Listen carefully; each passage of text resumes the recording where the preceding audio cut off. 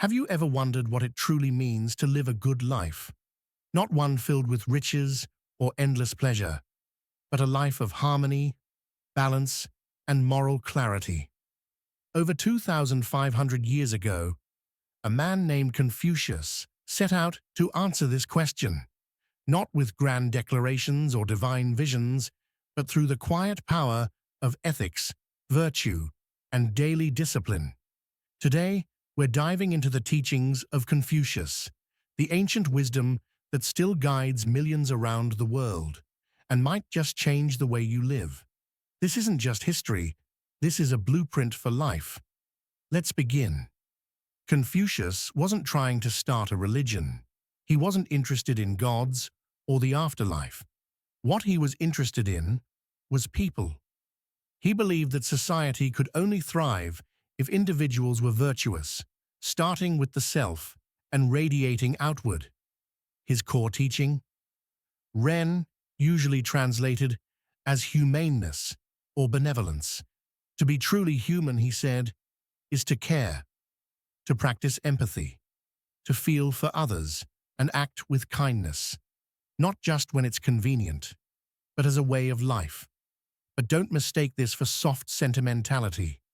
To live with Ren meant discipline, restraint, character. For Confucius, society was built not on laws, but relationships.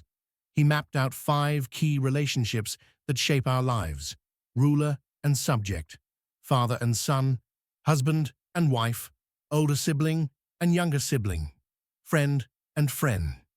Each one comes with a unique set of responsibilities, but they all share a common thread: mutual respect. Power isn't a license to dominate, it's a duty to guide with virtue. And obedience? It isn't blind, it's earned through moral example.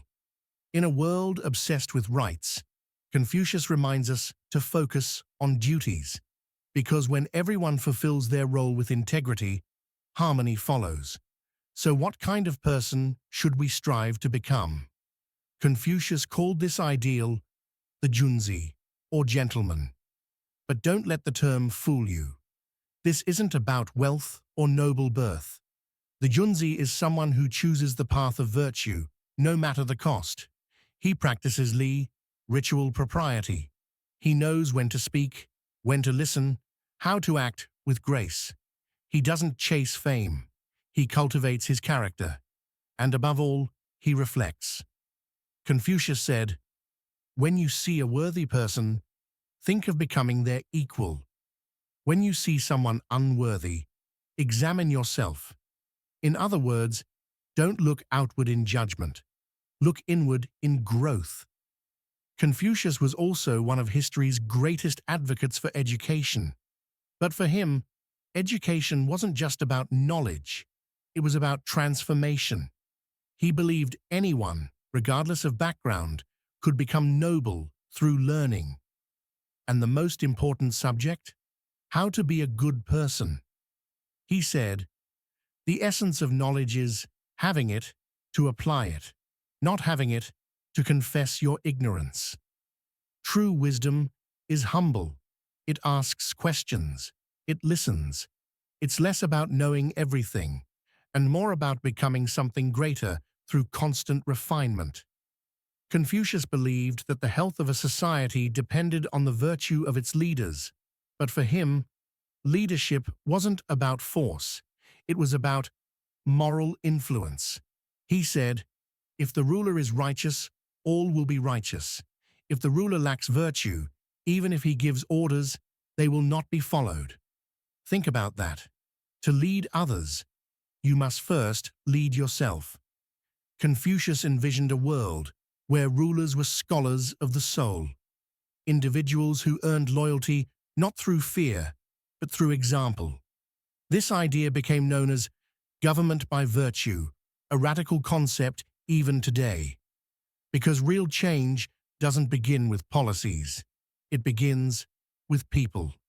One of the most misunderstood aspects of Confucianism is his obsession with ritual. But he wasn't talking about empty ceremony or superstition. He was talking about ritual as rhythm, the way we shape meaning through our daily actions, from how you greet someone to how you eat, bow, mourn, or speak. Confucius believed that rituals train the heart, that they remind us who we are and who we're trying to become. Respectfulness without ritual becomes exhausting. Caution without ritual becomes timidity. When done with sincerity, these acts become sacred. Even the ordinary becomes profound. Because how we do one thing is how we do everything. In today's fast-paced world, Confucius offers an ancient antidote: stillness. No, not inaction, but reflection. He often urged his students to take time alone, to meditate on their thoughts, to examine their behavior, to ask, where did I fall short today? Where did I improve? This wasn't about guilt. It was about growth. He believed that wisdom comes not in the noise, but in the pause. Not in reacting, but in observing. He said, "The superior man is modest in his speech, but exceeds in his actions." In other words, speak less, listen more, act better.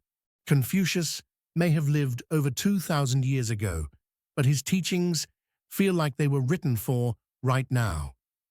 In a world hungry for shortcuts and success, he reminds us to slow down, to look inward, to master the self before seeking to master the world. Because true strength doesn't shout. It leads quietly, consistently, and with compassion. So maybe the answer to living well isn't found in chasing more, but in becoming more human. And that is the way of Confucius. If this video spoke to you, go ahead and give it a thumbs up and subscribe for more deep dives into timeless philosophy. We're just getting started. Who should we explore next? Let us know in the comments. Until next time, stay grounded, stay thoughtful, and as always, stay curious.